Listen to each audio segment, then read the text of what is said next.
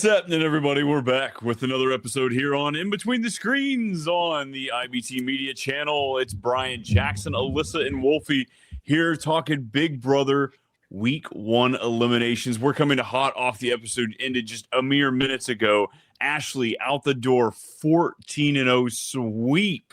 Jackson, how are we feeling about it so far? Feeling pretty good. Honestly, I don't think we're missing too much. I was very surprised she didn't even get like a sympathy vote.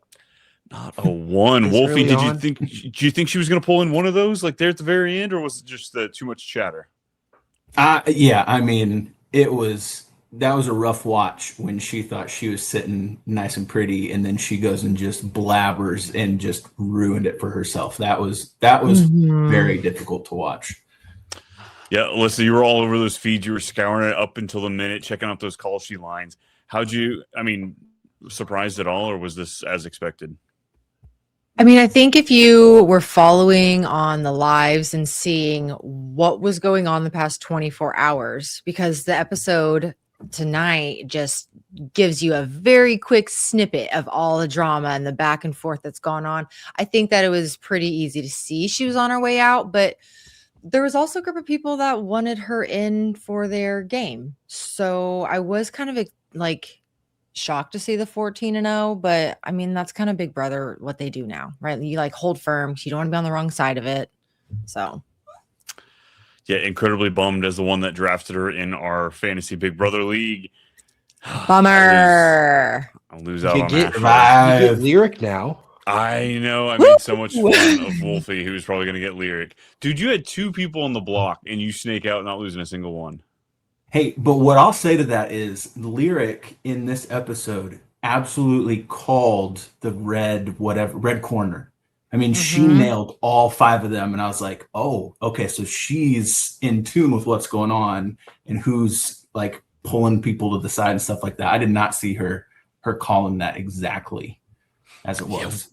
We have some interesting dynamics as the alliances have kind of unfolded. You know, of course, we've seen the red corner where we've got Devins and D dabbling over there, and then they do it right on the other side as well with the oh my god, drawing a blank. What's the other crossovers?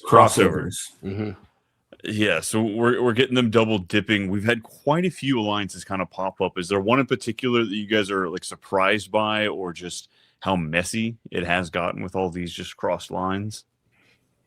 What is the one with Jason and Melody and Drew?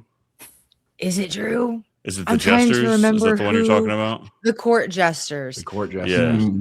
I think that they are a group that like you wouldn't expect them 3 to be together. Do I think that's going to last? No, absolutely not. But I can't wait for that to be the group that shares information, because Jackson.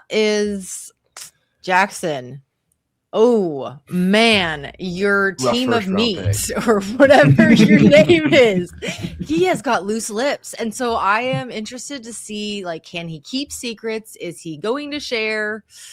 I don't know. I'm intrigued by it. I mean, it's the first week, getting out the jitters, very emotional.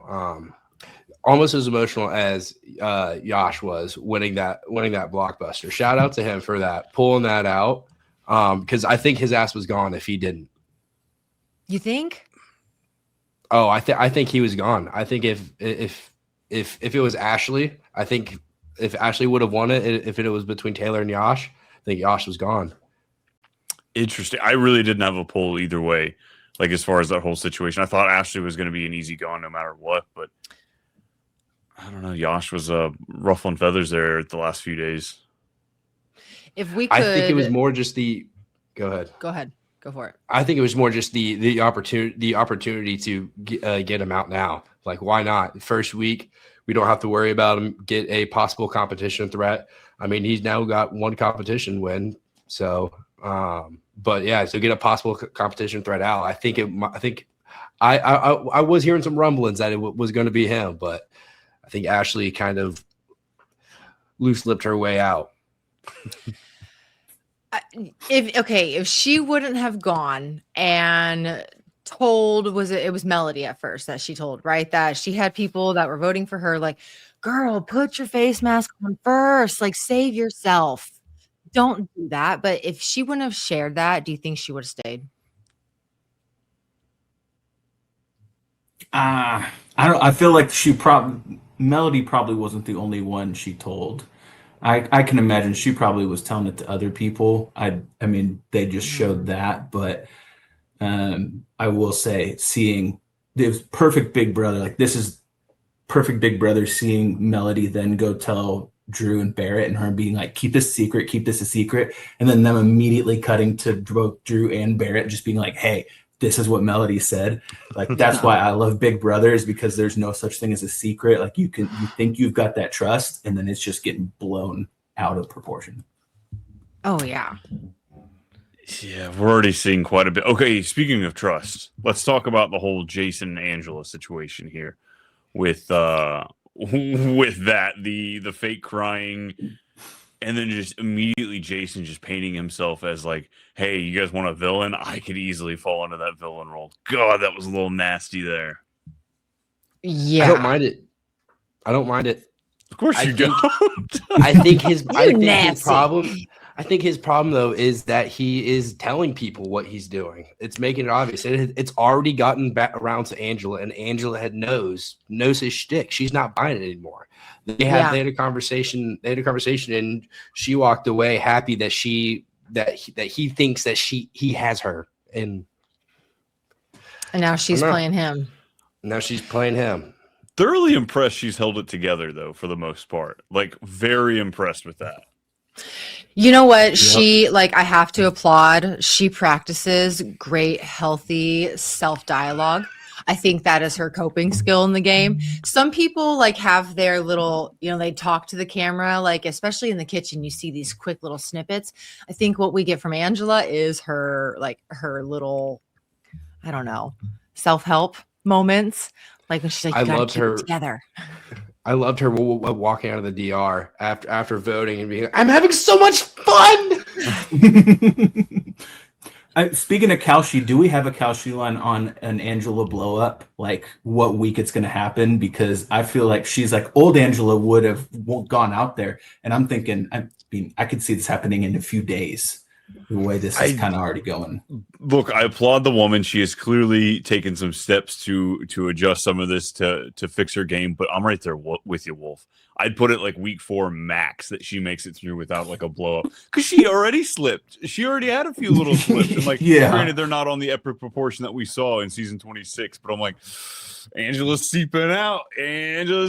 Coping skills be damned. The OG person is still in. Crazy eyes. Yeah.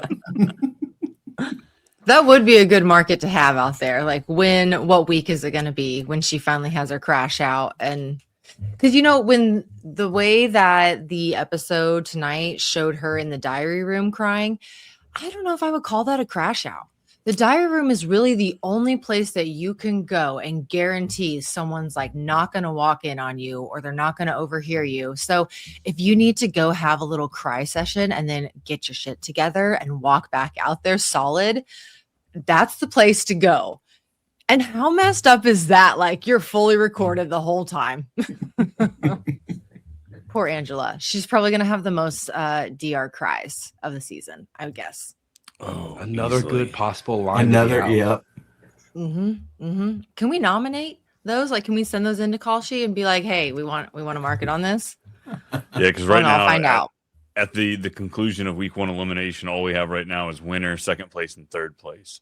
And Alyssa was talking about where Angela sits right now. She's not necessarily favored, but pretty good odds as far as maybe I don't want to bet on her being the favorite, but betting on her making third place, who wouldn't want to carry her to the end, not having to worry about her outright winning it. She's probably my favorite for America's favorite player right now. They don't have that on there yet, but I agree. So, Brian, I'm glad you brought that up, because actually right now she is favored for third place. She and Rick they're sitting at the top with each other. Barrett's right below them, but I think they're a good one to take, but then ditch at the end. Yeah, I'm number gonna write one? it out till she gets top 6, top 7, and then bail. You mean for winner? Who's favored for winner? That is D. Oh, come on. Yeah. Let's go. Number one overall. Which is pick. funny that she's jumped go. into I thought it first would be place. Jason. Drew, so it's D, Drew, and Barrett are the top 3 right now. Jason's down at the bottom. He doesn't have great odds. People aren't buying Jason stock right now. Not yet. Not yet. Not Just yet. wait till he Not does his yet. drag performance. He's gonna pull him back in. All right, once that tuck happens. Rick Devon's coming in at number 4 there. 9% chance is what he's looking at. I don't see him winning. I can see him going far, but like I don't see him winning. I don't know. It depends how the final 3 goes. I feel like we're so far from that. It's hard to even predict because like, is there going to be someone who's more of a comp beast? Is there going to be someone that's got a good social game, a strategist? Like what's the jury going to look like? There's so much that goes into just how it goes from 5 to 3 and to be able to predict that. One thing that'll be interesting to watch along the season, though, is to watch the Kalshi, just watch the market and see as it tightens up, who is moving up and down, and how easy is it for one episode to get you to bump up to being favored. And just being able to watch that market and decide, okay, after like tonight's episode and seeing how it moves, do we think that there's a player that's being undervalued? Is there someone that's being overvalued? Like people are getting really excited about someone that maybe their edit is what's giving them that pizzazz, but really when you're watching lives, they're not doing as well. That's what Alyssa and I were kind of chatting about. It's like, all right, there's a handful of these people we really haven't seen much. Is it because other people are just more interesting, or is it because they're just boring as hell and they don't have they're not giving a good chance at an edit right now? What I wish we could see, like they have that vote going on right now. I wish they would reveal the amount of votes that each person got, because then that would be a good indicator of like how America perceives these people. This is true. Or just who needs the most help right now. Because it's interesting. Like Julie talked about, be strategic. They can only go in there after the time capsule once. But there's only 6 opportunities. So like it's not like you have to wait the whole game like, ooh, I really like Devins, or ooh, I really like Jason. I'm gonna wait a little bit. These people might need it over the next couple of weeks. You would want to get them in there early. Yeah. Have y'all voted? No, not yet. So I think that was going to be another thing. I think the odds on, I would say, Kalshi are going to be a little bit different than maybe some of these voting odds that will come out for the time capsule, because you're going to have a lot more of just the casuals that are going to be that come in and are going to watch the evictions and are going to dial in or whatever. Then you might have I don't see my 50-year-old mother, not that she watches Big Brother, but I don't see her voting for who wants a time capsule and then hopping on Kalshi real quick to also place her bet. Like, yeah, 100%. Like whether those actually correlate or not. So I guess in correlation with some of that, obviously we want some of these better odds if we were going to vote for somebody to win at the very end. How are we looking at some of these quote unquote underdogs, or just ones that we haven't got a good edit from? Like Melody fell down the ranks drastically for me after this past episode. Just what we got to see of her, I'm like, all right, is this panic? Is this game mode? What are we actually looking at here? If it is Wolf, you getting a good vibe? I don't like it. I don't really know. I don't really have much to go off with Melody. I don't know. Don't really have an opinion of her yet. Well, just her way of glomming on and then off of Mallory there with that whole situation. I think that Melody, she started off slow. She's a little sleepy. And then she realized, oh no, I am being seen with these people that I'm just casually bonding and kind of gravitating towards as we are a unit and we are now playing this game together. Because once that clicked for her, she was like, oh, and then she started playing the game. Right before, she just kind of casual, just floating around. It's just her and Lyric, and then Lyric's got Rome, and what is she doing? But then when she realizes that she's put in a box with Mallory, I know everyone else kind of perceived it as her being disloyal, but I don't think that she ever had loyalty to Mallory from the get-go. She just got grouped with her. I see herself detaching from them, but maybe keeping with Lyric, like them being kind of like a special two. Well, so a little bit on the feeds. Right now, there is a new alliance forming. It's called the Four Seasons with right. Drew, Melody, Rome, and Lyric. So I think where I could definitely agree with you, where I think she definitely was just getting kind of grouped in with the people she was hanging out with. It didn't come across like that when she was saying it's okay to put if Mallory's okay to go. It came off to everyone as you're just hopping ship already. Yeah. You're just for sure. You're looking for a life vest. Which was it? Grab was a it life Drew vest. that? Right, no kidding. Was it Drew that reacted like, yeah? Why would I want to group up with somebody who's already like this disloyal? Like, very much that's how it felt like. But also, like, okay, if we play this out, how many people are in the house? Not everyone's going to click. Not everyone has the confidence. But how are you the first 2 weeks? And then how do you get yourself together and play from there on? You know, like, don't have major fuck ups. But let's not forget that last year, the winner was hated week 1 because she took long showers. Right. And that stuck with her. And then you just have to like keep it moving. I think that is a strategy in the game is you can't stay somewhere for too long. Like that is for conversation because then it gets tracked. You also can't sit in your emotions for too long because then you start doing squirrely things and then you start opening your mouth and just messing up. But I think that if Melody can keep it moving, this is going to be such a blip in her timeline of Big Brother and what she does. I guess unless she's voted out next week, then it'd be probably a lot. Have you guys voted for Time Capsule? Like, do you guys have any strong opinions about someone that you would want to get it or someone that you think would be a waste if they got it week 1? That's what I'm trying to figure out. Like, who's going to be the target this coming up week? Like, is there going to be preset targets, or are we not going to find that until after the HOH is decided? And do you send in someone that you think is not good at competitions because then they're more likely to have the punishment?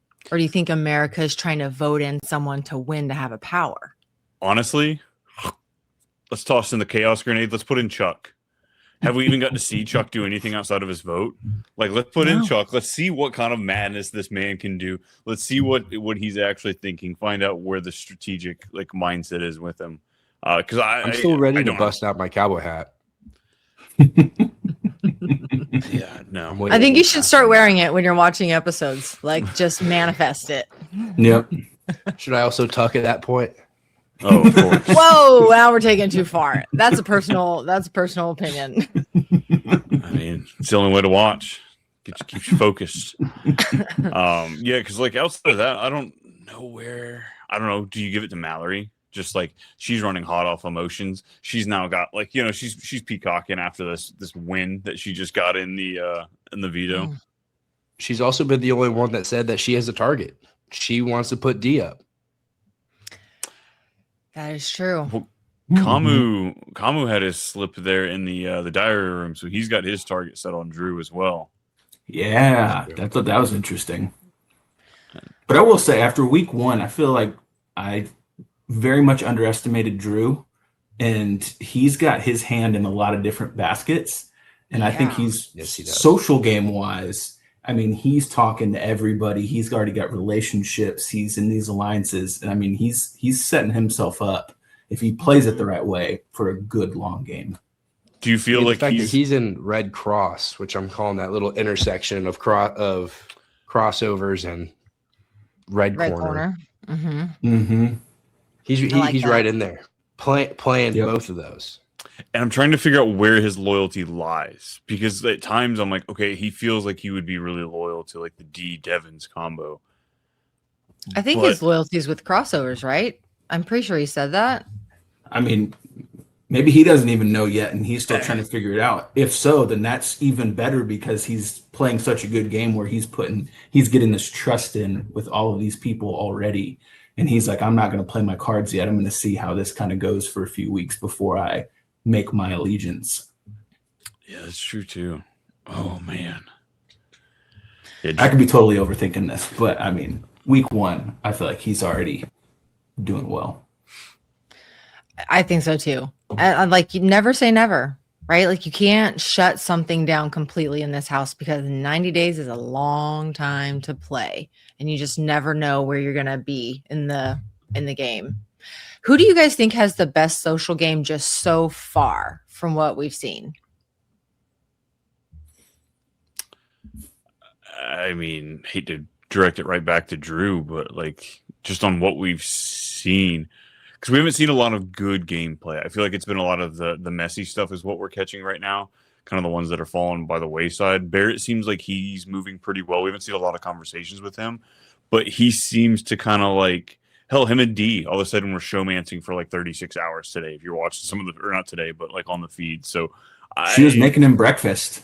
Yeah. Oh, You know, a little hand holding. So I find myself watching Barrett just kind of like weaving through. You know, nobody's checking out that tall giraffe over there, head in the clouds. Well, especially when you have this many people in the house. There's so many different conversations. Yeah. Mm-hmm. And I wish this, you know how YouTube TV has the 4 boxes and you can like go around to each one and view the audio of that one specifically. They don't have that feature on Paramount Plus. So when you click on all 4, it's just audio. And I'm like, man, if I could just, so now I'm trying to memorize which box belongs to which one and then go watch that one. So I'm like, I did the same thing. We're so spoiled with the YouTube TV. So spoiled. Mm-hmm. Mm-hmm. I know it will be nice, like give us 4 more weeks, even just cutting it down to like 12, 13. That's more manageable. And I think too, people will be a little bit more set in their alliances and like who their friends are or they That's socialize the piece with. now is like there's not a lot of confidence in these conversations that we're having. We're not confident in the alliances. Everybody's got their hand in at least a couple little mini alliances. Like if we try and pull up a grid of keeping it, like I saw a handful of like little Venn diagrams that showed some of the players that are overlapping. No, it got way too messy over the last 48 hours. So I'm excited to kind of see a little bit more lines divide some of these, find out, because we've got some floaters in this SOB too. Like, is Taylor feels like she's still a floater despite her having so many people backing her. Yeah, no, I have not seen much game movement from her.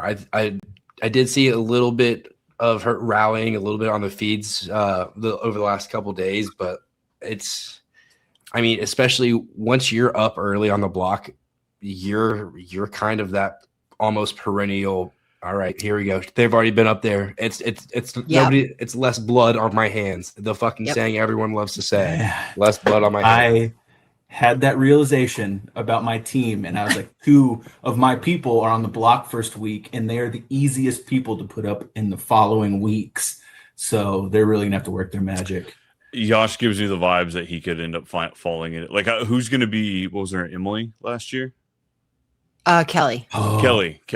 Yeah. It's just eternal on the block. Kelly, like, I hope it wouldn't be Lala because usually, the oldest person in the group usually tends to fall into that, or it's the person that got rubbed the wrong way that week 1 or 2. So Taylor, Yash, they've got to watch out. Thank goodness Wolfie owns both of them in the fantasy league there. Just 2 more shots. We don't have to worry about it.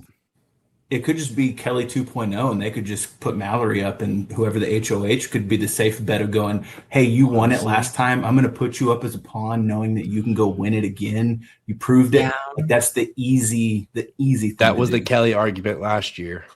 Mm-hmm. Hey, you can win it. You win it all the time. You have 2 chances to win it, but if we put you up after and backdoor you, then you only have 1 chance. So we're really helping you. Yeah.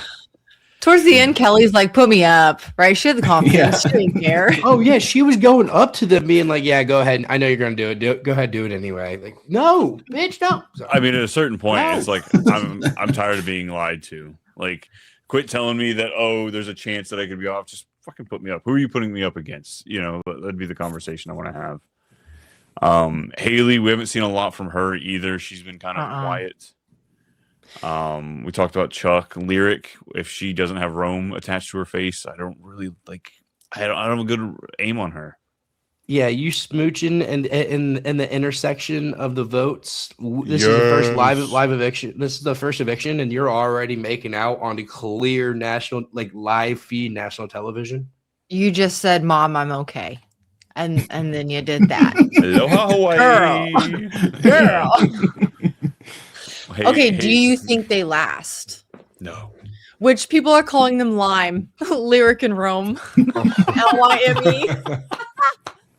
But there was a little bit of, I don't remember what it was on the lives, Jackson, if you could probably recall better than me, but Lyric finding out that Rome was in the red corner and crossover, or one of the big alliances coming together, and she was not, right? And am I remembering that correctly? Yeah. Am I wrong? Yeah. I didn't watch that part. I don't remember that one too well. Oh. JK. But yeah, she does have it Back up. clocked, which is kind of interesting. Be like, all right, is she more aware than we've seen from her edit? Mm-hmm. Or was this just like, oh, I happen to see all 5 of them together, so I'm throwing out this guess kind of a thing? Because the meeting up in the gym had Kamu spooked, as well. So like we're seeing these kind of clusters form and the paranoia kick in. Yeah. That was a smart move by Angela, pulling him to kind of plant that seed too. I thought that was very well played. Which I didn't think it played well. I thought Kamu saw right through it immediately, and then all of a sudden he's like, "Oh shit, I need to get this figured out. I need to go. Why wasn't I at the gym? Why am I not at the gym meeting? Mr. MMA. That's right where he should be having all his meetings." Goodness, Sensei of senseis. Exactly. I guess Lala. We haven't really talked about her much. I was so excited when I drafted her, and right now I'm like, girl, you love being the 0.1% of grandma bodies right now, and like that is all that's coming across on the feeds. Good on you, but like let's play some game. I kind of like her what is it called, like Mama's Angels with her and 2 of the guys. That's just fun. Like I like the little lines that are who Roman Jason. Yes. Yeah, I like the alliances that are there for just good TV. Like they're just entertaining, or they're more like a little social cluster and they kind of share their little secrets with each other. I feel like that could be one that maybe starts some drama or mishaps in the house. I love those self-aware alliances, those mini 2 to 4 alliance groups of like, hey, we don't fit. Like we don't naturally go together. Nobody would ever guess us. So like, let's push that and make that a thing. And, sometimes we actually see alliances and friendships form out of that, but just the whole, hey, let's grab the most random 3 people we possibly can and let's stick them together and see what happens. Because I don't know, like for me, it would be so hard, obviously, to get somebody you just met and to trust, but like, how hard would it be to be like, hey, let's lock it into as a final 2, but let's never talk. We'll have little secret meetings, but like, I want to openly let you know that I'm going to kind of like Avoid or even like throw your name out from time to time, but like I need you to trust that like we're going to do this strategically. Like you've never seen blind trust where someone's really able to do that. I'm like, I want that. Somebody take that swing, What, just from day one, like imprint on somebody, like locked in, you're my person. I don't even know anything about you. And then that's like a love story, right? I mean, the best one I can think about that was Cody and Derek in 16, where it was day 2 where they're like, hey, you and me. And then it was like a week or 2 later, they were in the HOH room and they were like, hey, it's still us. And then they were the hitmen from there on out and then just ran the whole game together. But we're also never too connected. I feel like I remember seeing that in some of the previous seasons where when the house guests would first come in and they would kind of go off and look at rooms or something like that, there would be 2 of them that would kind of have that little like conversation at the beginning. But I haven't seen that with anybody so far on this one, at least. Everybody's afraid to leave just 2 in a room, keeping it close to the vest. Yeah. On that, like, if you're a contestant, how tiring do you think that is? Like, you want to nap and just take some time to like decompress and be alone, but then everyone's in the kitchen. You might miss out on good conversation or information. Like, that has got to be just tiring to be in the house. I was listening to an interview with Suri, and she's like, yeah, imagine clocking into your job and then being like, we're going to be here for 3 months straight. You don't get to clock out. Yeah. And that would be the hardest thing for me is like, all right, do I want to get up early and catch the morning gossip, or do I want to stay up late and not miss, those isolated? And what's early? When no one's got nowhere to be.